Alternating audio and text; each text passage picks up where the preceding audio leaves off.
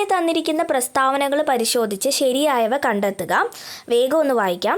പ്രവർത്തിക്കുക അല്ലെങ്കിൽ മരിക്കുക എന്നത് ക്വിറ്റ് ഇന്ത്യ സമരത്തിലെ മുദ്രാവാക്യമാണ്. ജാലിയൻ വാലാബാഗ് ദുരന്തം നടന്നത് 1921 ഏപ്രിൽ 13-ന്.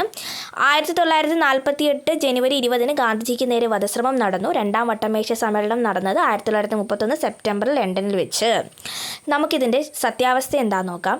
പ്രവർത്തിക്കുക അല്ലെങ്കിൽ മരിക്കുക എന്നത് ആരുടെ മുദ്രാവാക്യമാണ്? ഗാന്ധിജിയുടെയാണ്. ഏത് സമരവുമായി ബന്ധപ്പെട്ടാണ്? Quit India.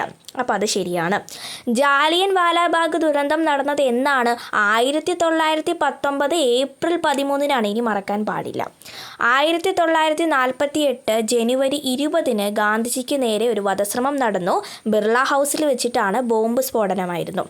രണ്ടാം വട്ടമേശ സമ്മേളനം 1931 സെപ്റ്റംബറിൽ ലണ്ടനിൽ വെച്ചാണ് നടന്നത്. ആദ്യത്തേത് 30, പിന്നെ 31, 32.